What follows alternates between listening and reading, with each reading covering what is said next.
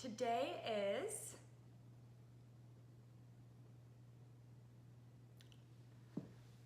March 19th.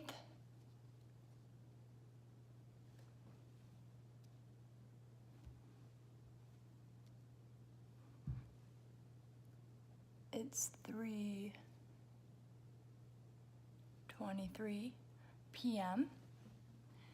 It is beautiful outside, and it has been such a fantastic day, my friends.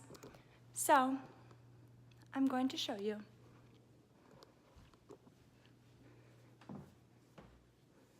Look at that. March 19th, 2019.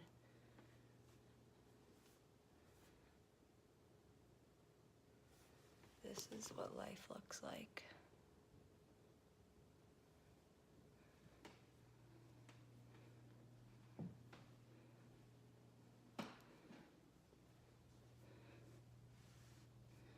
Still no drone. But how beautiful. Learned my lesson on that one, huh?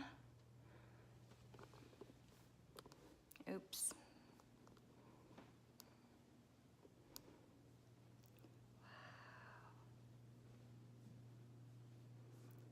How beautiful is it outside? Isn't that crazy?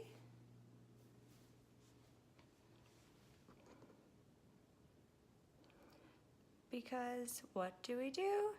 We appreciate nature and its beauty.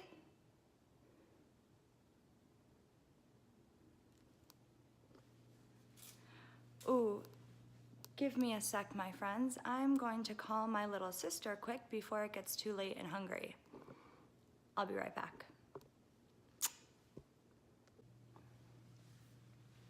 All right, my friends, we're back. I was able to talk to my little sister. It's only 9:30 there-ish, not 10:30. It's only 6 hours later right now for some reason. I think because our daylight savings time ended and maybe theirs has not yet. So that's interesting. Times, man. Today has been such a wonderful, fantastic day. I went to bed early yesterday at like 9:30. Woke up at 5 this morning. Actually, I was up at like 3, and Alex woke up and like we both kind of woke up naturally, but then he like legitimately got up and went downstairs and started working, and I went back to bed, like stayed in bed, and then ended up waking up at 5 and woke up. Alex and I did yoga right away. Then I meditated and came over and made a coffee. And last night I uploaded part 1 of Hair Care for the Stare. So the first 5 videos. So the first half of it basically, I uploaded onto my course, which is so exciting. And then today I ordered like 8 banners for the company, which is super cool. And it has just been such a great day. And took pictures of our POP things. I'm drinking another Clear Mind Brew Dr. Kombucha.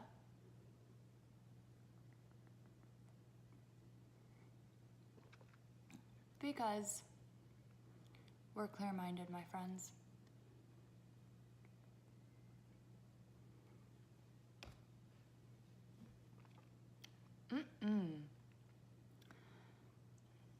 So, this has been something that I've been wanting to talk about for a long time, aka 2 weeks since I went to the AAD, and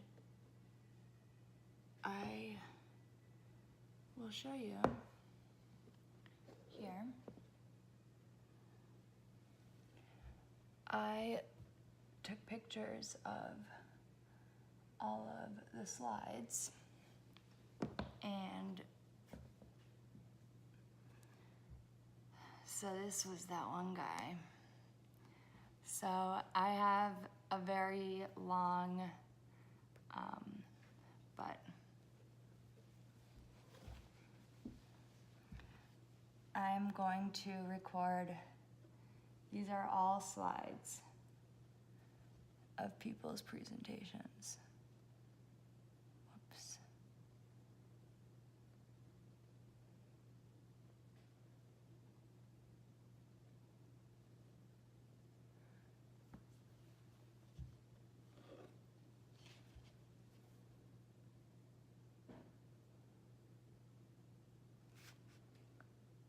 This is all people's presentations about sunscreens and the FDA.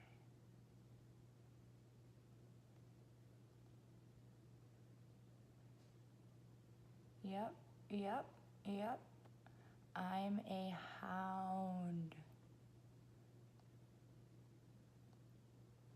Oh, does it stop? No.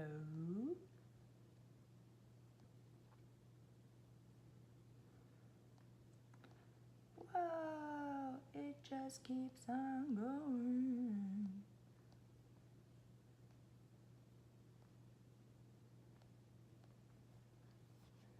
There we go.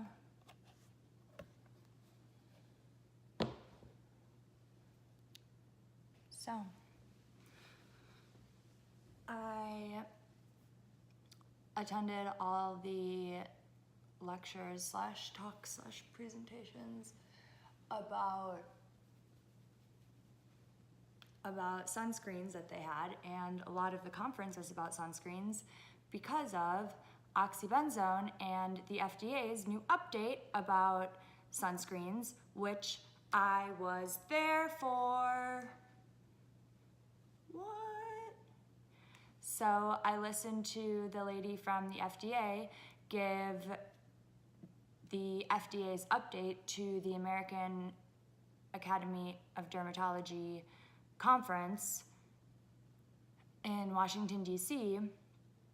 on sunscreens and their proposed new regulations, which declare that only zinc oxide and titanium dioxide are considered GRACE, which is generally recognized as safe and effective.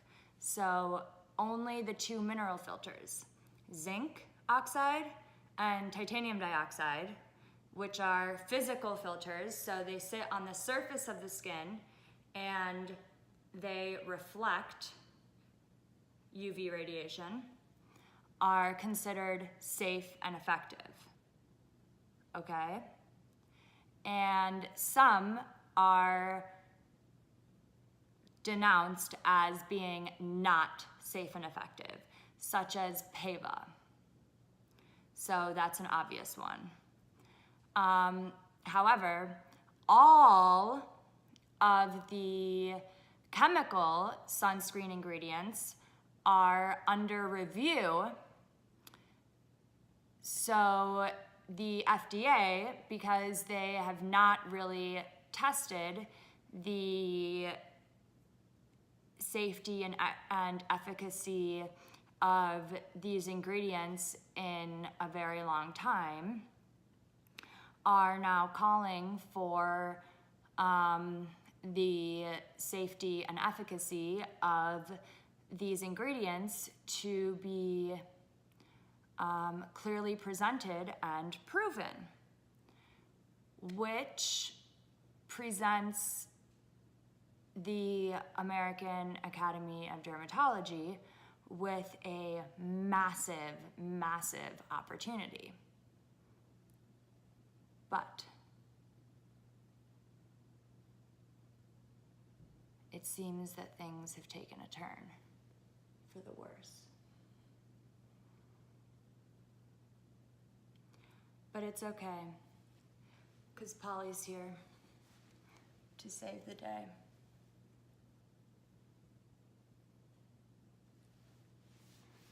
So, who's Polly? Polly's our coral polyp friend.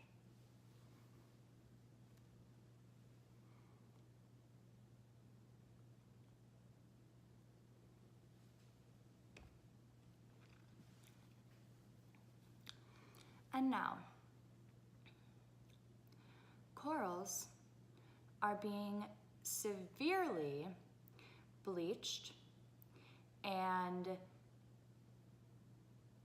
damaged to the point that they're never able to recover due to the most common sunscreen ingredient, which is a chemical ingredient that is under review by the FDA and is what presents the AAD their perfect opportunity. So now, oxybenzone has been absolutely proven for decades to be detrimental to not only animals' health, but also human health. And you can check out savethecorals.club/oxybenzone to learn more. However, oxybenzone is everywhere, and it severely, absolutely wipes out, destroys entire areas, reefs of corals. And how does it do that? It's an endocrine disruptor. And not only corals, but seagrass beds, everything. And it affects everything the same way. It's insane. It's absolutely wild. I did all of the research, and it's just flabbergasting, honestly. It's just like,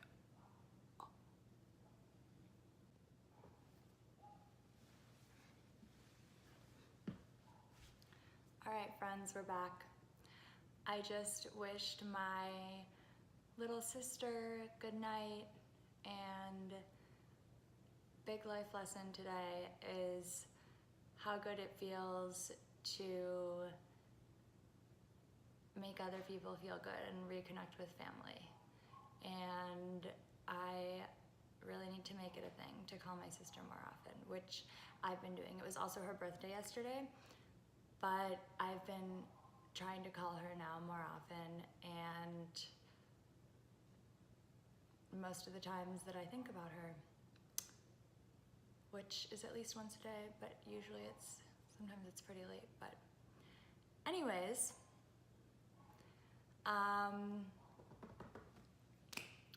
let's get back to it. So, real quick overview. Sunscreens in the US. Sunscreens worldwide, there's two types of sunscreens. There are mineral sunscreens and chemical sunscreens. So, mineral sunscreens, as I said before, reflect UV radiation, and they're physical barriers, so they sit on the surface of the skin.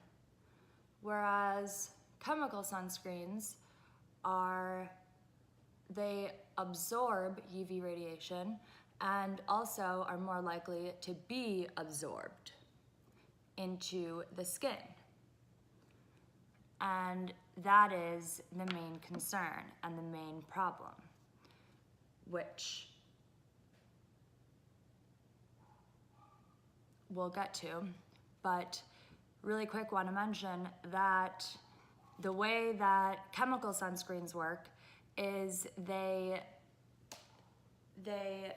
are on your skin, right? But then they're absorbed, and how they work is they absorb the UV radiation, and it creates a chemical reaction on your skin in order to convert that UV radiation into heat energy, as opposed to just being the UV radiation blasting your skin.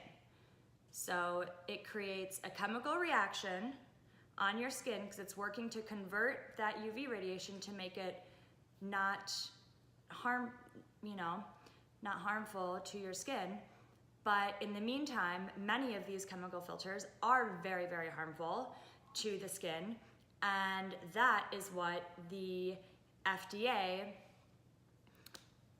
wasn't necessarily considering when they first created the sunscreen rules in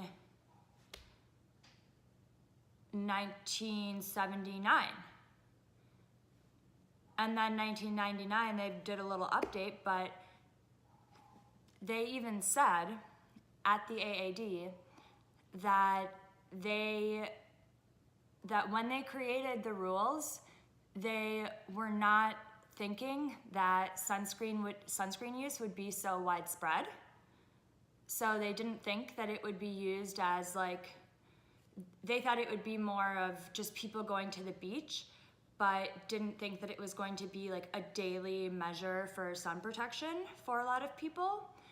And furthermore, did not estimate the quantities being used. And most importantly, the absorption.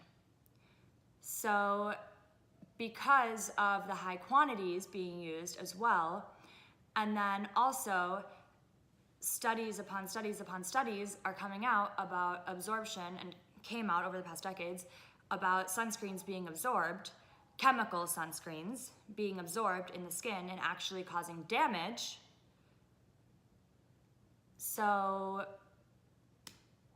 the FDA has now reconsidered and posted an update, and they are going to evaluate the safety of these chemical filters, of which oxybenzone is the worst. So yes, I made all of these. I drew the skin by hand. Take a look at that. Yes, I'm extraordinarily dedicated. And I made this. But all based on real data, of course, like years of research, but. So, UV radiation. Sunscreens work to protect against some range here of UV radiation. So we're gonna bring you down so that I can have this steady and it's not shaking. We'll be right back. All right, so here, there's a spectrum of UV radiation, and UV rays do different things. So UVA rays cause aging, and UVA for age, and UVB for burn. So UVB rays cause burning. And so UVB rays have shorter wavelengths, so they're higher energy. I have like so many charts on this too that I created as well. And so I'll have to put that on my website. But then there's UVA, so there's only a tiny little bit here of UVB rays there, you see. But there's all these UVA rays. So those are the aging rays.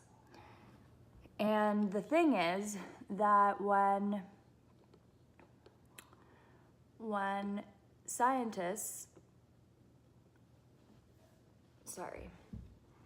when the FDA created the sunscreen regulations, they only focused on UVB radiation because the fact that UVA radiation was also detrimental to the skin and causes photo damage and aging was discovered less than a year before the FDA made their guidelines by Kumakiri et al.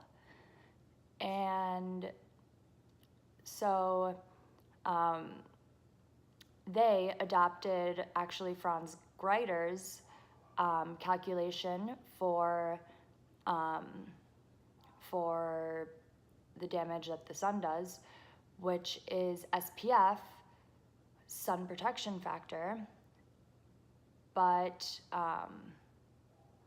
that only accounts for UVB radiation, so for the burn. And so SPF only relates to this tiny little section here, this, of UV radiation. SPF does not at all refer to all of this here. And all of that causes aging here. And incidentally, tanning.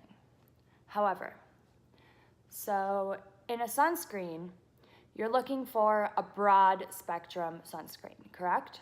So the broad spectrum means that it covers the broad spectrum of UV radiation.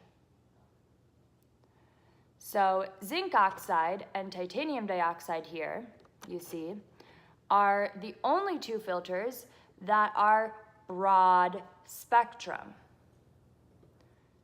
So they cover or absorb, reflect this entire spectrum. So zinc oxide is the best filter because it reflects the entire spectrum of UV radiation because it acts as a shield on the surface of your skin.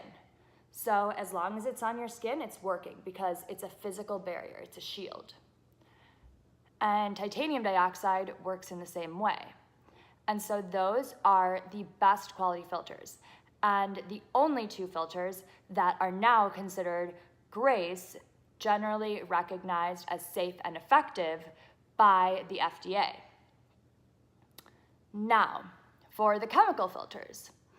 So chemical filters are used to absorb UV radiation, as I explained earlier. And so they need to be combined, as you can see, in order to reach an adequate spectrum of coverage. So as you can see, to get this little bit here of UVB,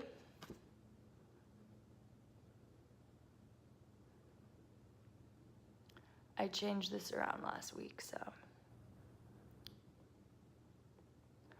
All right. So to get this here of UVA, right, companies want to use Avobenzone. And that is the only UVA exclusive approved chemical filter in the US. However, it's really, really unstable. And side note, it also reacts with chlorine and causes yellow staining, so heads up on that one. But the maximums allowed are 3%, so most companies who have chemical sunscreens that are broad spectrum will have 3% avobenzone, and it needs to be stabilized. So it needs to be stabilized with one of these. And oxybenzone is super stable and also a UVA absorber. So there you go, it covers more. So when you combine that there, avobenzone, with that oxybenzone, look at that. you get really nice coverage, right? And incidentally, the Avobenzone Oxybenzone combination is also called Helioplex by Neutrogena. And so all that Helioplex is avobenzone plus oxybenzone. So in their formulations, it's 3% avobenzone, which is the maximum, and 6% oxybenzone, which is the maximum in the US. Now, it used to be 10% up until a few years ago. So in the past decade, all the countries have reduced the oxybenzone maximums from 10% in sunscreens to around 6% to 4%. And Hawaii has banned oxybenzone. Hawaii was the first, and octinoxate. So these two here, because they've been proven to bleach coral. However, they also cause them to never be able to recover, and absolute skeletal endocrine disruptions and horrific things happen to them and every single other wildlife population. However, Palau banned oxybenzone and 8 other chemical sunscreen ingredients, and Key West banned oxybenzone and octinoxate. And NOAA, the National Oceanic and Atmospheric Administration, also said immediately in a response that although, based on asking if there is enough evidence to prove that oxybenzone led to coral bleaching. And they said, although additional evidence may incrementally contribute to, or no, they said like there was plenty of evidence that they're like, there was more than sufficient evidence. All right, I'm gonna have to find that quote, but basically there was more than sufficient evidence to prove that oxybenzone bleaches corals, and that any additional evidence would only incrementally add to their knowledge of the situation. However, like all of the evidence points to the same thing. So yes, blatantly, yes. There you go. But I will get the exact quote because I have it in my notes and I know exactly where it is. So anywho, but so here's the thing. In order to get a broad spectrum sunscreen, right, especially UVA absorbers, oxybenzone is so popular because it's so inexpensive. It's one of the least expensive UV absorbers, and it is so incredibly stable. So it's amazing for sunscreen companies because obviously it works great and it's clear and it has a light rosy scent, and so obviously they love it and the people love it, which is why, there you go, Neutrogena Helioplex. Obviously it's gonna absorb pretty well, but also what happens? So what happens when it hits your skin, first of all? So when you put oxybenzone on your skin, first of all, it is absorbed immediately. Some of it is absorbed immediately. Between 4 to 10% is absorbed. Okay, let's just say 4, because like Gonzalez was the most famous study, so let's just say 4, is absorbed in your skin immediately. And some of it is excreted out in your urine, and some of it is obviously metabolized and it creates more toxic byproducts, including BP5, which is 5 times as toxic as oxybenzone. However, then when you get out into the sun, then what happens? A quarter of people will develop photoallergic reactions to oxybenzone because it reacts with the sunlight, and so it'll cause allergic reactions that are like sunburns on your skin when you're exposed to sunlight. So how does that sound for a sunscreen to be supposedly used to protect you in the sun, yet when you're going out into the sun, then there's a 25% chance, like there's like a quarter of people are going to develop sunburn-like reactions. That's not nice. And it's supposed to protect you against sunburns. Like, no. And it's been proven since before 2006. I mean, 2006 was a famous study where it was deemed unsuitable for children. How's that? Like, literally, it was deemed unsuitable for children in 2006, yet it continues to be put into sunscreens. And yet Neutrogena is putting this Helioplex in things and arguing that it's safe. And here's the thing that needs to be discussed. So, at the AAD, Neutrogena was handing out some informational brochures. A resident got this, so they gave it to me because I did not go to the Neutrogena stand. But I haven't really read this over, but I took just the tiniest little glance and I was just like, I need to record a video on this. Because at first glance, it's like, oh my gosh, literally an intern did this, and so poorly. Like, this is absolutely heinous design, first of all, I'm sorry. And I'm not looking to rag on anyone or any company. I respect Neutrogena and all of their other products. Like, I use many Neutrogena products. I have no beef with Neutrogena whatsoever.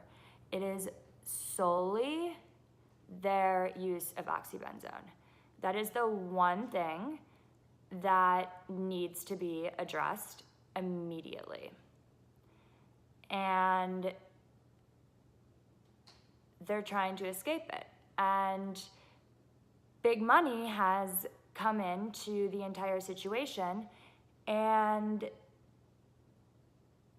so at the entire meeting, they had hired, like all the speakers that were hired were trying to discredit the fact that oxybenzone bleaches coral.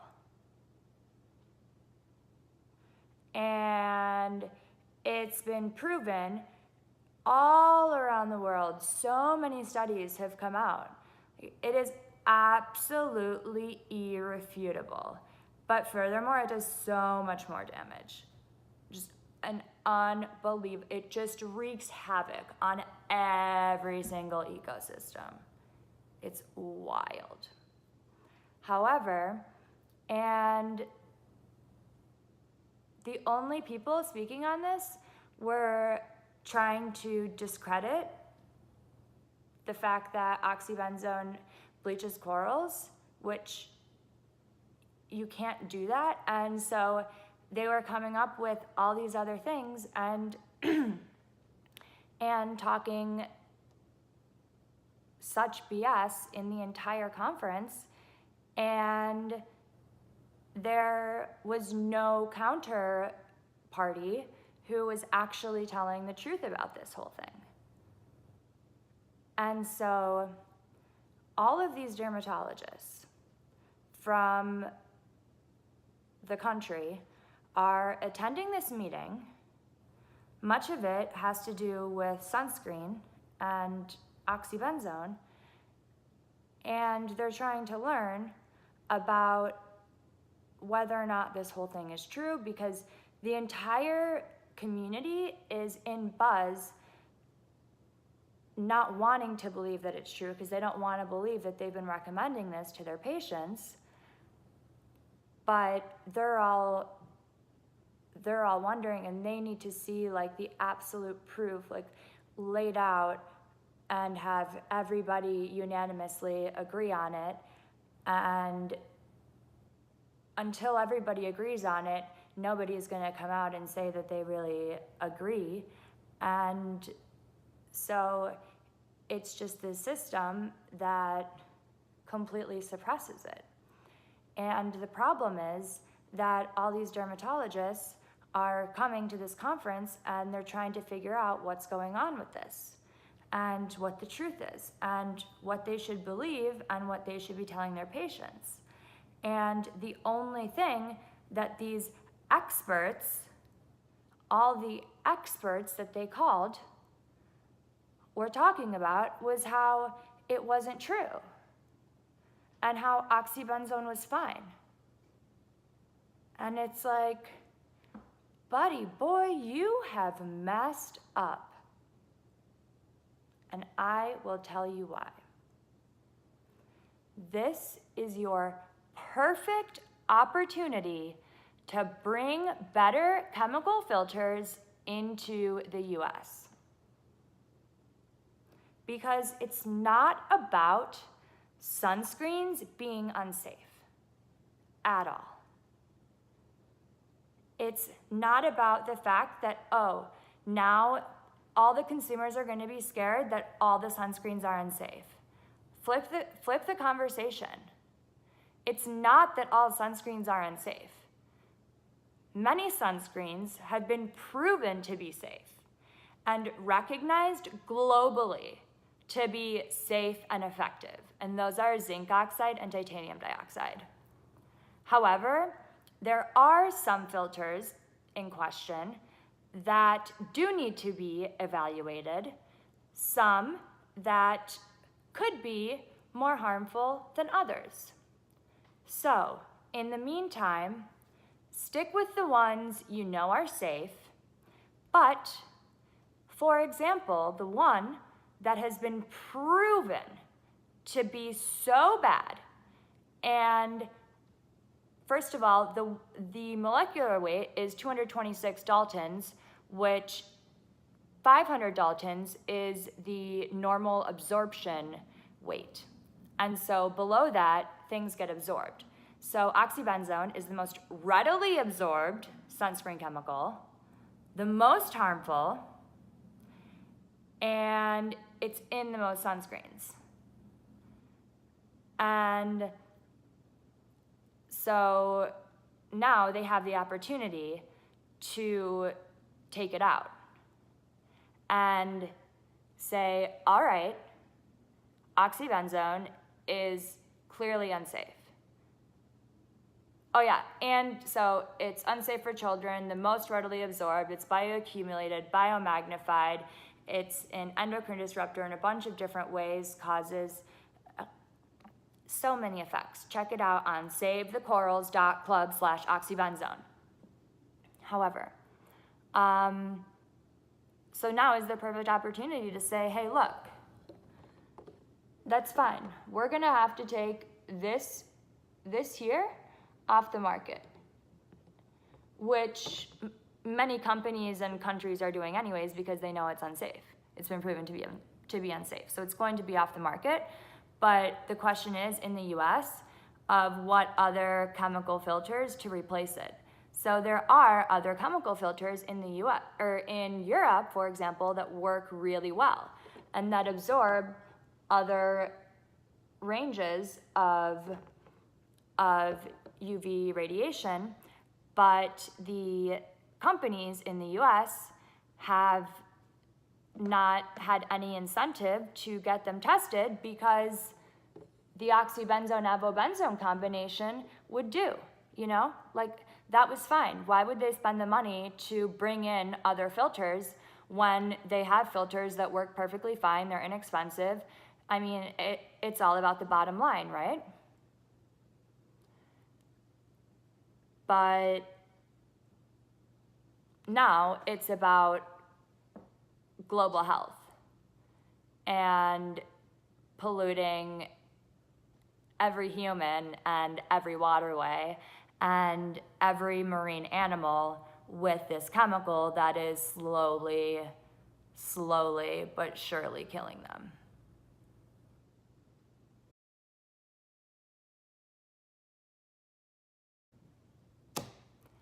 And now, Neutrogena.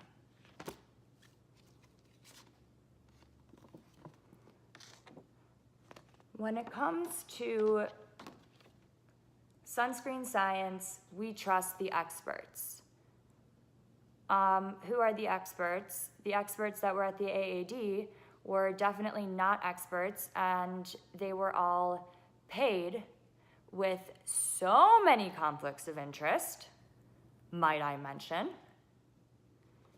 and spreading falsehoods with absolutely nobody there to tell the actual truth other than me. But I'd rather do it here, because here I can wear my Meet Polly shirt, Save Polly shirt, and we're comfy, we're cool. Anyways, protecting the environment. Today, there is no credible scientific evidence proving that sunscreen filters cause coral bleaching. Oh, do you want me to show you the thousands of pages that I have printed out of all of the scientific evidence that proves that sunscreens so it's not sunscreens, it's oxybenzone particularly. But I will round this out by showing you guys that some slides from showing that oxybenzone causes coral bleaching. I will add that to here, and bam, Neutrogena. So that is completely false. Like, what are you even talking about? All right. The proven causes of coral decline. Star. U.S. National Oceanic and Atmospheric Administration. And I know exactly what they're talking about. They're talking about this one infographic that they have about coral bleaching, where they go through the 3 stages of coral bleaching, and then they say factors contributing to it. However, NOAA has clearly stated that oxybenzone and octinoxate do cause coral bleaching, and there is plenty of evidence to prove that, says NOAA. And the proven causes of coral decline are, of course, these things. Yes, Neutrogena, way to go. Everybody knows that. However, there is a less considered factor that is less talked about, less known, and that is oxybenzone and Helioplex.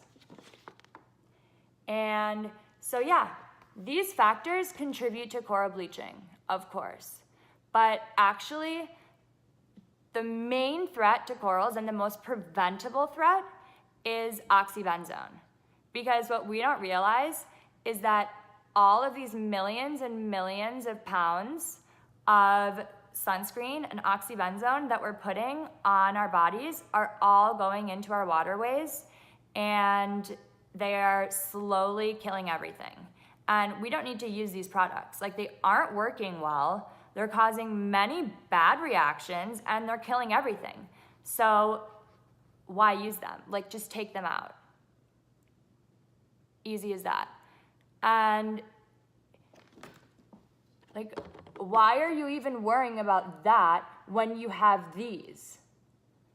I just don't understand. So, scientific consensus agrees.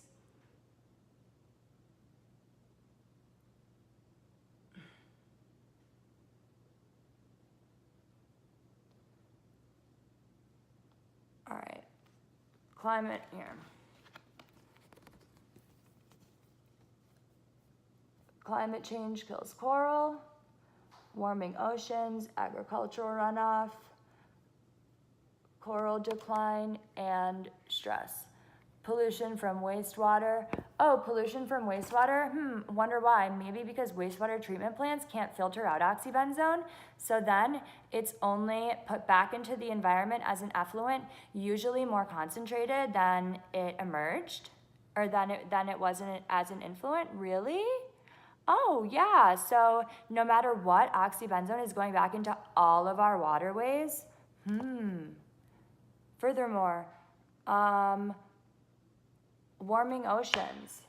How about this one, Neutrogena? So yeah, warming oceans, of course, cause coral bleaching. But how about this? With oxybenzone, it causes coral bleaching at temperatures where coral aren't supposed to bleach, when temperatures are not warm.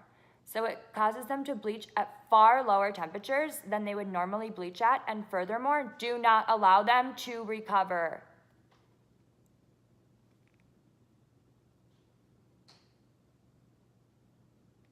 Talk about stress, literally being drowned in oxybenzone throughout your entire life, where it's slowly ripping you apart and you can't move.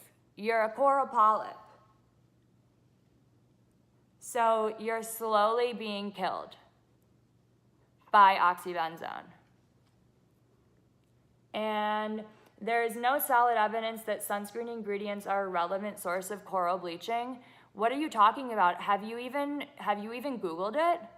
Like, okay, yeah, if you're blind and illiterate, okay, but excuse me, like, Google it, bro.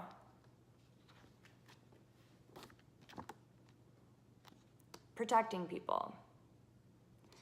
Limiting access to effective sunscreen may adversely affect public health. Correct, which is why they're not limiting access to effective sunscreen, because they have access to effective sunscreen, zinc and titanium dioxide. They're limiting access to the not safe and effective sunscreens, aka oxybenzone. And, oh, limiting access, what will that do? Turns out bans work.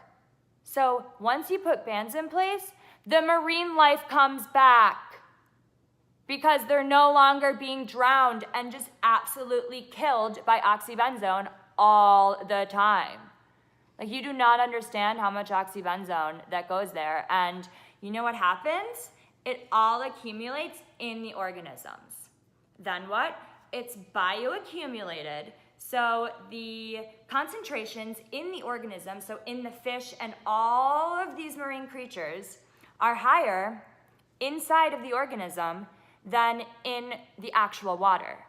So whatever we sample in the water, the concentrations are higher in the actual fish. And then what happens when fish eat the algae that have oxybenzone?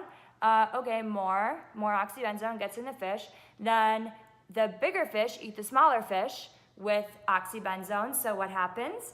The bigger fish get more oxybenzone in them because the small fish had so much oxybenzone. Goes up the food chain, so it's bioaccumulated and biomagnified until it hits us, where it's in the parts per million. And in a Spanish study, they showed oxybenzone in the parts per million in the parts of fish that we eat. So don't try to play me, Neutrogena.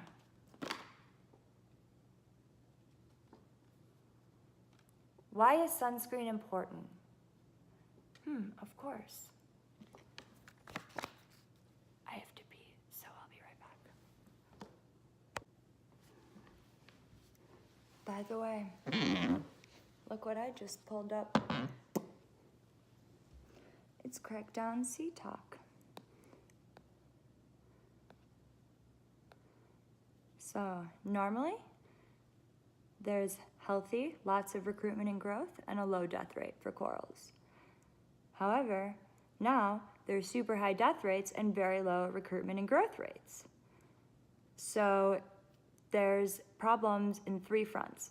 There's reproductive failure, there's developmental defects, and then there's the lesser talked about Ali effect, which is that once a population gets below a certain percentage, like if they lose like 80%, then it's not able to ever recover.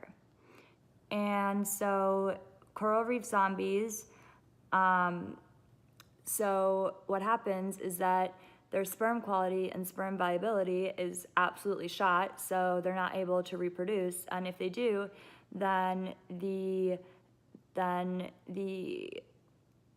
embryo dies in an early stage of production. And furthermore, there's changed sex ratios, so up to 4 times as many females as males.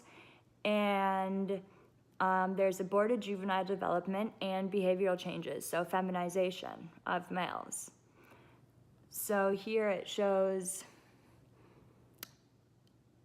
it's just talking about the sperm and whatnot. But so here's oxybenzone contamination. Oh yeah, so this is where it's in the parts per million here. Yeah, here, and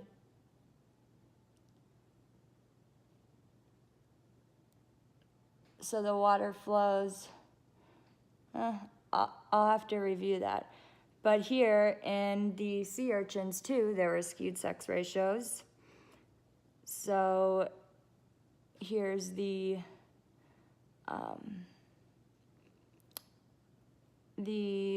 published article on it.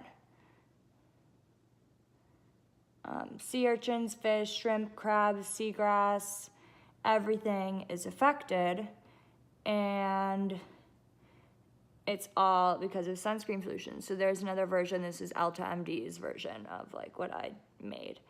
And so here you see, here like avobenzone 3%, oxybenzone 6%, those are the maximums, right?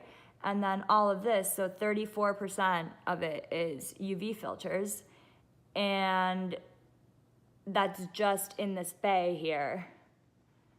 And as you can see, the concentrations are increasing.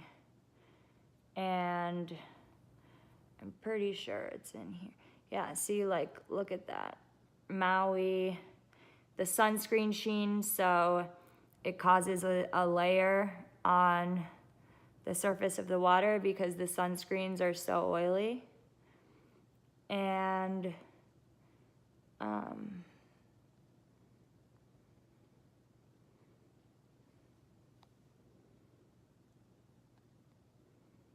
parts per thousand.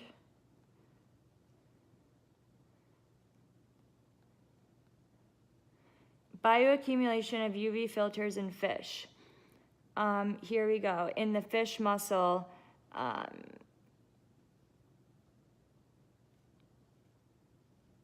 this is the edible part of the fish here.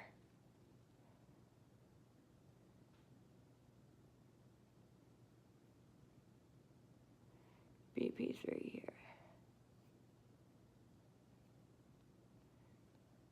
Then in the eggs of birds from a preserved area. How far does aerosol sunscreen mist carry? 450 meters, and that was where the lifeguards could accurately detect the scent from it being sprayed from that distance. Like accurately say what the manufacturer was and everything based on the scent when it was so far away. Sunscreen contamination. Oh. Kapalua Bay. So yeah, coral bleaching is attributed to a variety of things, obviously. However,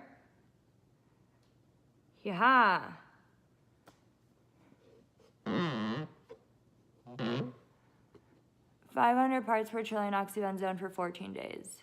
Donezo. Scientific evidence. Coral bleaching. Oxybenzone coral bleaching. Here's more. Application of UV filters. Another published. Parts per trillion oxybenzone for the green algae. So remember that the algae is what the green algae is what the coral and everything else eat, and then you know, things feed off of that and off of that and off of that. So it's all about the food chain. It's affecting the entire food chain here. And look, Dunzo. Coral reef ecotoxicology of oxybenzone. So that is a deformed planula. So it deforms the babies. That's normal. Deformed.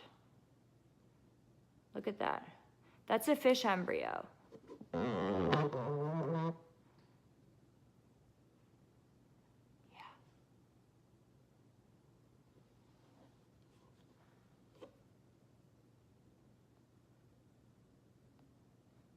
And here, this is a genetically modified one, so they actually have a genetically modified, whatever fish in, I forget where it is, in Spain I want to say, but I'm not quite sure, but where it glows when there is a presence of estrogen. So, and this is a male egg protein, and it's glowing because it has female estrogen. Because oxybenzone acts as estrogen, so it mimics the hormone estrogen. So it acts to either increases your estrogen or suppresses so it's anti-androgen or pro-estrogen. And see, that's the control, and here they are glowing. So Siamese fighting fish, sequential hermaphroditism, males turn into females, clownfish, wrasses, moray eels, gobies, parrotfish. And parrotfish are important because they eat the corals and then they produce sand.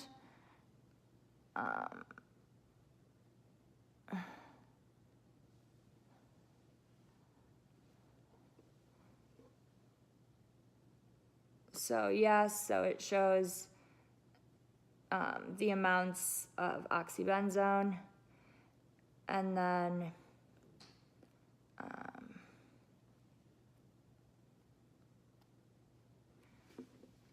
anyways, I have that in a different one. I will upload that.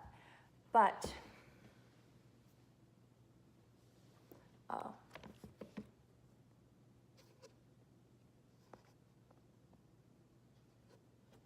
okay, so here for the effects. Okay, men, higher estrogen, lower testosterone, lower sperm count, lower sperm viability, infertility, feminization, reduced prostate weight. And then women, increases cellular proliferation of breast cancer cells, increased occurrence of endometriosis, positive association with uterine leioma, altered breast development timing of girls, reduced uterine weight. Children cannot yet break down oxybenzone, and it can contaminate placenta and breast milk.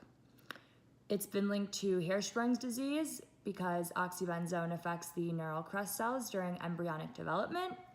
And pregnant mothers gave weight to low birth weight babies, which is associated with greater risks of heart disease, hypertension, type 2 diabetes, and other diseases in adulthood. And we're putting this on our bodies every time we go to the beach, unaware of its devastating effects. Which is why I wrote the Oxybenzone magazine to explain the oxybenzone story and its effects. But everything makes so much sense when you know the entire story, and everything's connected. I mean, it's absolutely insane. So everything makes perfect sense. It just needs to be laid out. And so that's what I've done in my Oxybenzone magazine. savethecorals.club/oxybenzone. But back to Neutrogena, wherever I put her.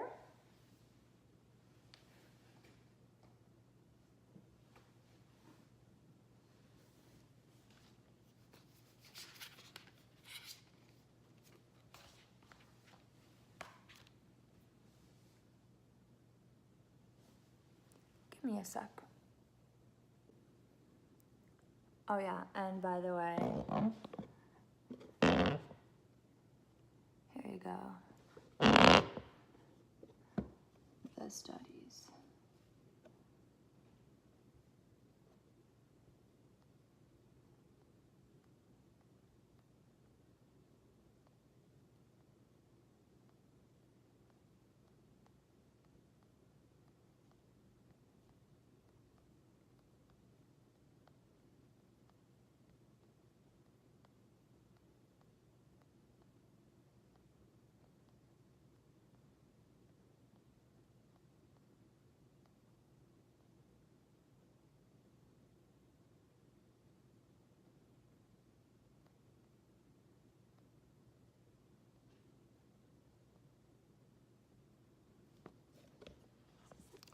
While we were at it, I thought I'd show you that.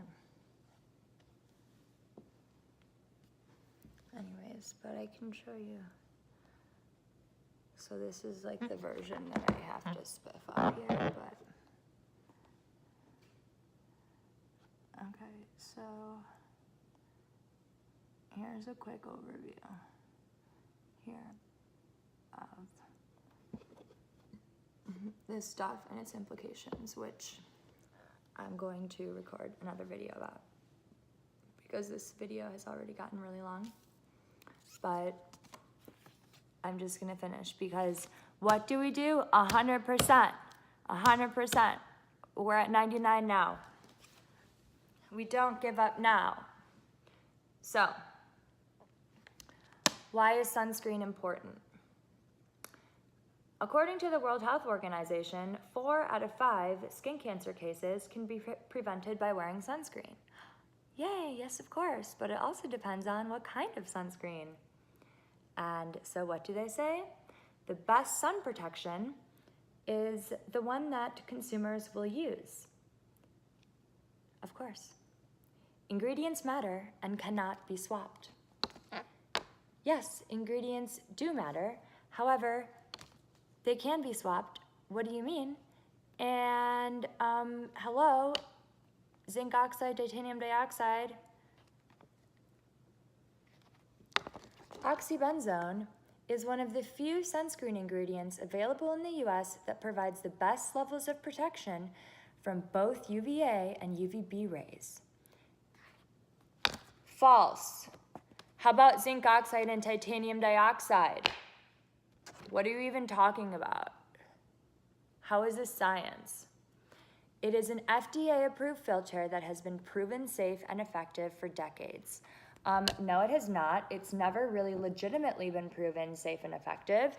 And furthermore, the problem is how unsafe it is and the unsafe side effects. How is it safe and effective to put something that's going to cause a chemical reaction on your skin on your babies without telling them, hey, warning, this is gonna cause birth defects, this is gonna cause some massive disruptions in your child's entire systems, but no.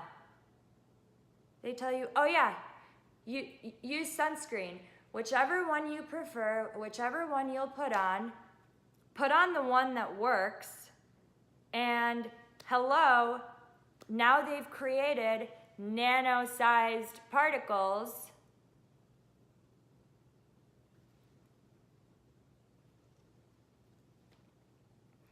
and hello, now they've created micronized zinc oxide and titanium dioxide to make it far more cosmetically elegant and actually spread on the skin. So it depends on what formulation you're using, what additives you're using, and also who's making it. What is the quality of your ingredients?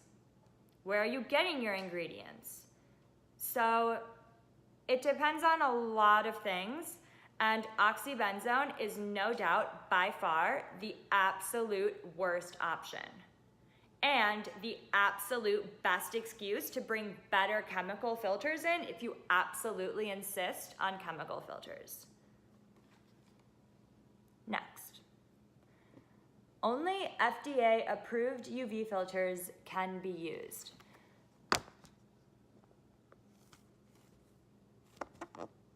Yeah. Okay. And now it might not be FDA approved very soon because the FDA's getting their game on and they want to play, baby. Replacing or eliminating key ingredients can lead to increased exposure, sunburn, increased skin cancer risk, and unpleasant formulas. Ooh-wee. How unpleasant is it to think that you're protected and go out in the sun and develop a sunburn-like reaction? That sounds pretty unpleasant to me, and that happens to a quarter of the people that use like all of your formulas, which are like all your formulas with Helioplex. So that sounds pretty unpleasant to me.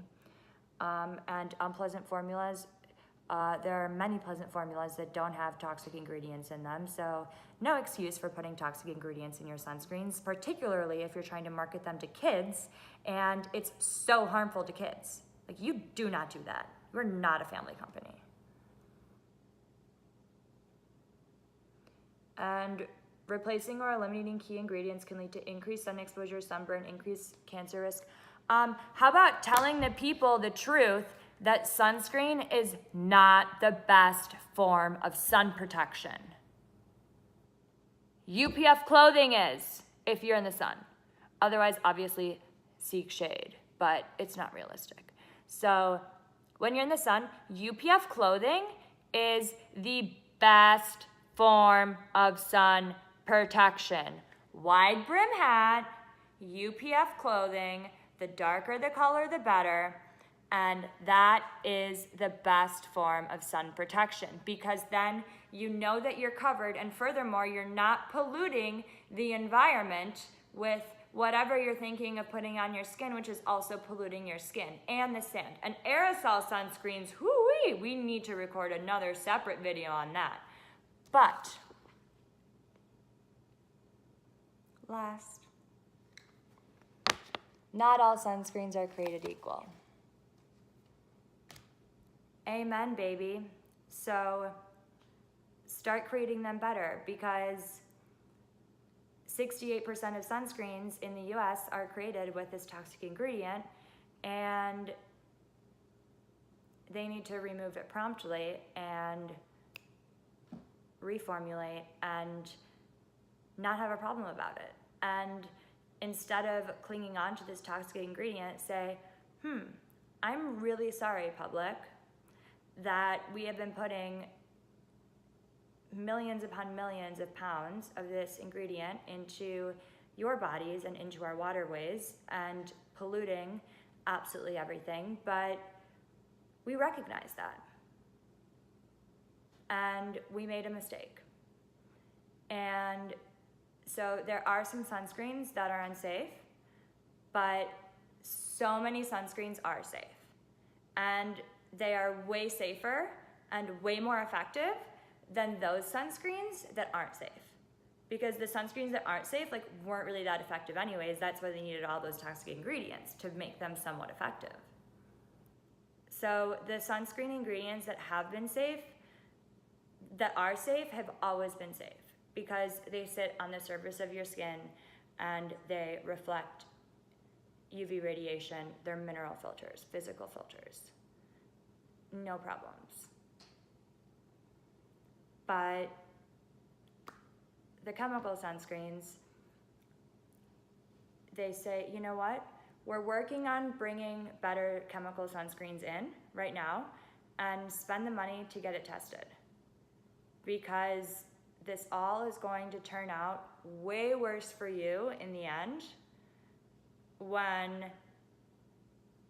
everybody unanimously agrees that oxybenzone is so, so, so toxic, and everybody's taking it out, and you're gonna be the one who clung onto it and continued to insist that it was safe when you had the perfect opportunity to get out and say, maybe it's not safe. We're gonna bring other filters in that we know are safe, that Europe is using, and we're gonna get ourselves and the US sunscreen market back on track. And we are serving you as people and as consumers and as families. And so it is our duty to provide you with the quality protection that you can trust is safe for you and your family and will protect you.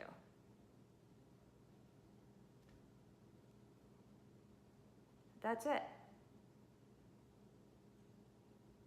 Is it not? So I'd say I dropped the mic on that one. This has been a pretty long video. So signing off on March 19th. It is now 5:00 p.m. And I love you all. I have to get back to work with Alex because I promised him that I'd work with him tonight. So I'm so glad that I was able to record this Neutrogena brochure video, at least though. And save the corals.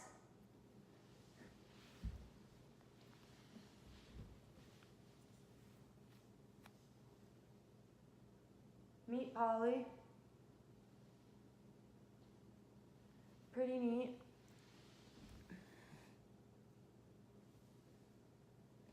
So, anyways, love you all. Gonna get back to work now, but we'll see you tomorrow.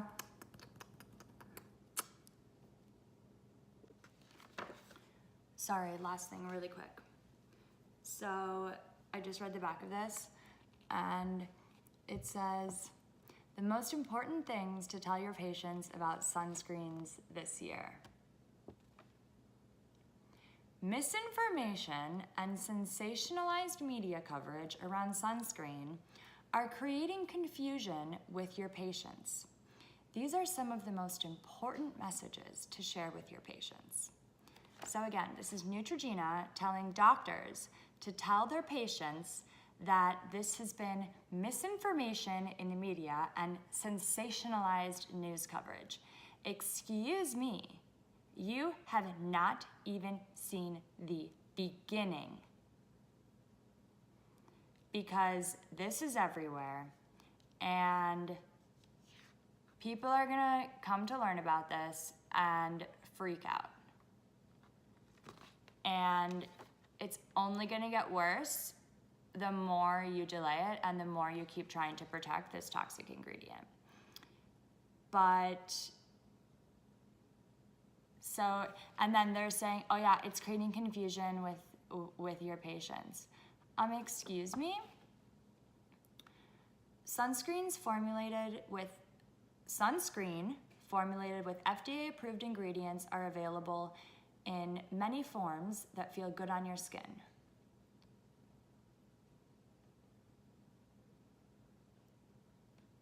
So grammatical error there.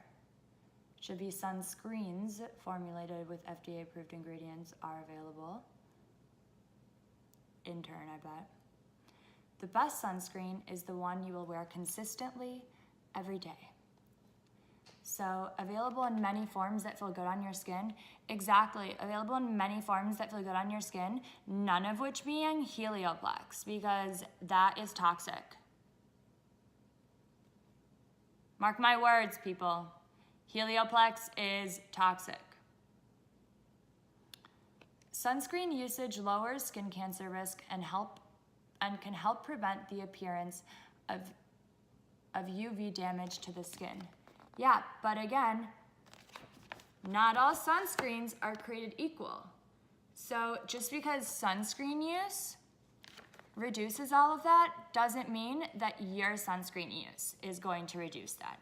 It means good sunscreen use is going to use that. Safe and effective sunscreen use, aka zinc oxide and titanium dioxide sunscreen use, will help to do that. But if you're using a sunscreen that is toxic to your skin and it's being absorbed and it's causing chemical reactions on your skin, which cause it to break down, so you're using more of it, which is more toxic and further polluting the environment, then that doesn't really seem like it would be so good for your skin or skin cancer risk if it's not working. And then furthermore, it gets deactivated. But certain sunscreen ingredients, like oxybenzone, are critical to making high SPF sunscreens, proven to provide superior broad spectrum protection from UV rays.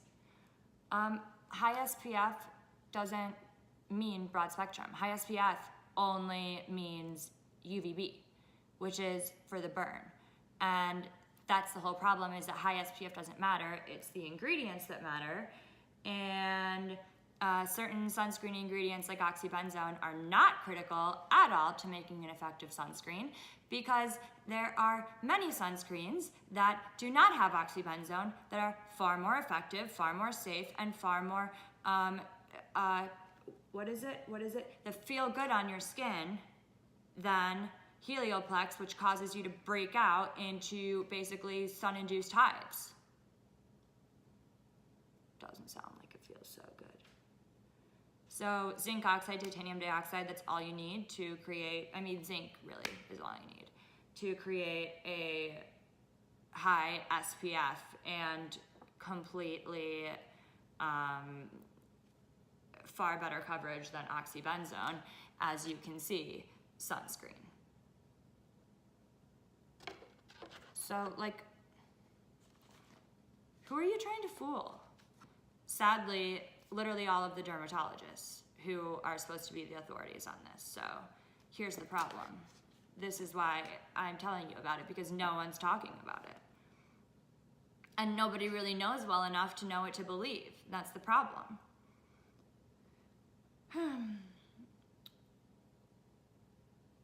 So at least they do say, if you are concerned about the effects of sunscreens with certain ingredients like oxybenzone, you can choose a mineral-based option.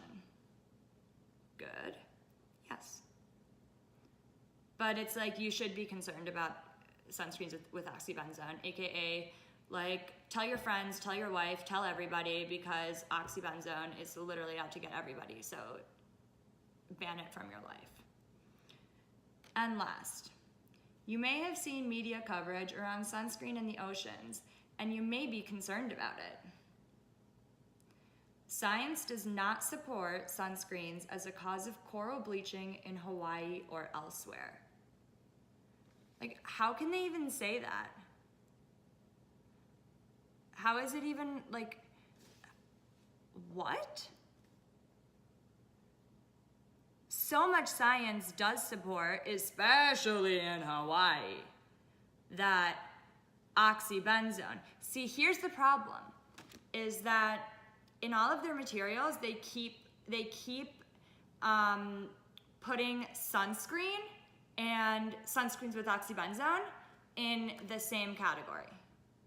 And here's the thing, you need to separate, because the main point is not all sunscreens are unsafe, and that's what you need to convey to people.